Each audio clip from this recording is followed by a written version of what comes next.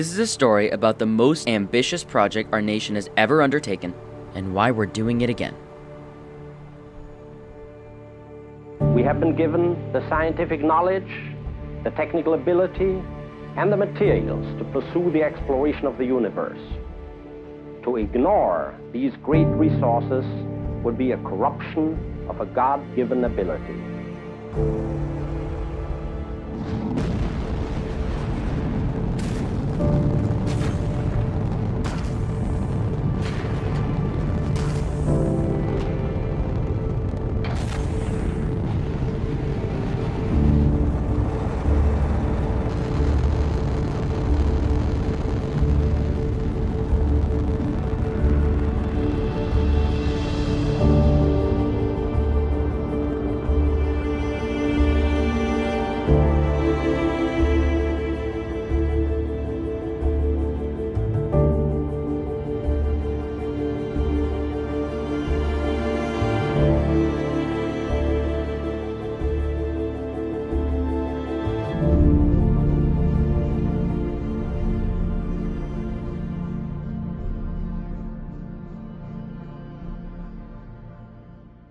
The year is 1957.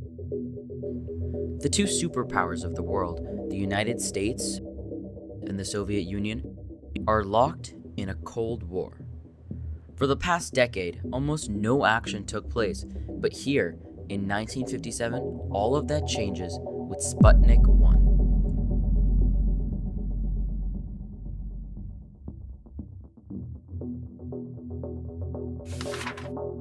A satellite the size of a beach ball with long, skinny legs over 12 feet tall, Sputnik could beep? It's hard to take Sputnik seriously when even the Soviets didn't. The truth is, even though they originally had plans for a much larger and more powerful satellite, they were scared that the Americans were going to beat them to the punch. So they hastily launched the Sputnik, forever establishing that they had won the space race.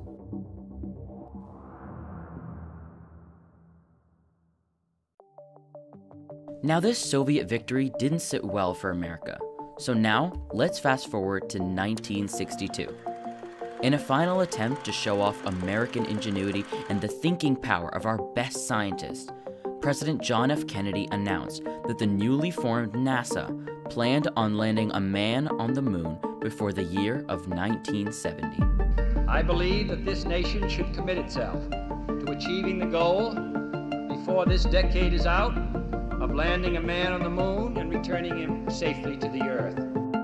The Apollo program involved a series of returning trips to the moon and allowed us to learn a lot about its surface, the materials that it was made of, and so much more. Apollo and NASA as a whole invigorated interest in space and technology across the entire country. It really felt like we were warp driving into the future. And then it stopped. For over 50 years, we never went to the moon again. NASA continued its space operations, sending astronauts to low Earth orbit, launching probes throughout the solar system, and landing rovers on Mars, but it never managed to capture the public's interest as the days of Apollo did. Until now. Because yeah, we're going to the moon again.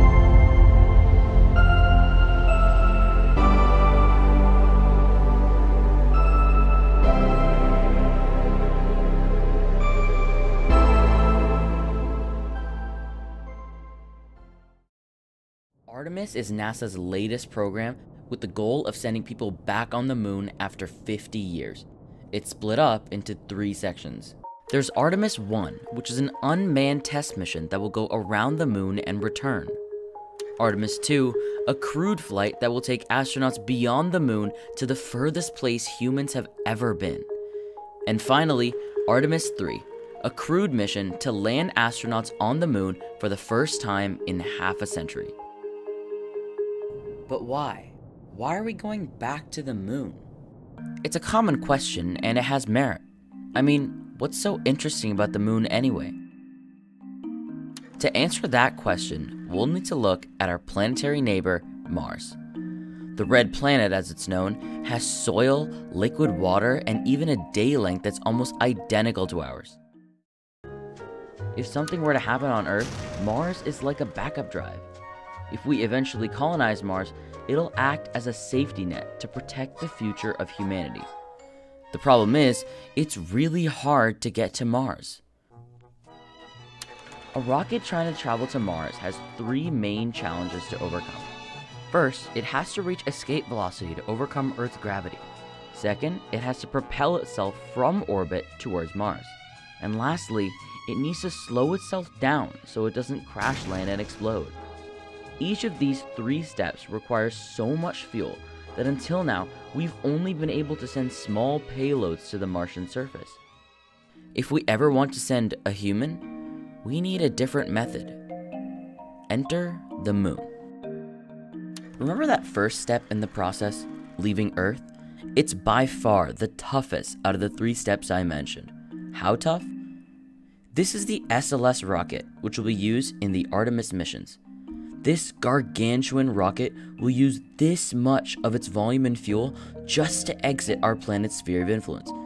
Naturally, if we want the ability to send larger payloads, we want to reduce that amount by as much as possible. And that's where the moon comes in. The moon has 1/6 the gravity of Earth and about 1/5 of the escape velocity. That means you only need a rocket this big to send the same payload to Mars. Or alternatively, if we want to use a rocket this big, we can send payloads several times heavier, like a human capsule or supplies. That's exactly what we need. I'm oversimplifying a lot here, but I'm actually giving the benefit of the doubt. Like, I'm not even mentioning the vast resources on the moon, like various metals, and most importantly, helium-3, which could be vital for future nuclear fusion technologies. I'm not even mentioning the prospect of a functioning moon colony, which could birth new industries and innovate new technology that could help everyone. Assuming that the moon will help us in just this one little way, it already seems like an amazing idea to go there. So why wait? Thank you everybody for watching this video. I really hope you enjoyed. Shout out to Andy Weir, by the way, the author of the book Artemis, which is about a lunar city. Kind of crazy that he predicted the name. But anyway, this was a culmination of almost 100 hours of hard work, from researching to scripting to recording to editing. So if you guys enjoyed, then leave a like, that would help a lot, and share this video with someone. And if you want to see more videos like this, then subscribe, click that subscribe button, and yeah, check out this video, subscribe to my channel here, and I will see all of you wonderful, wonderful people in the next video.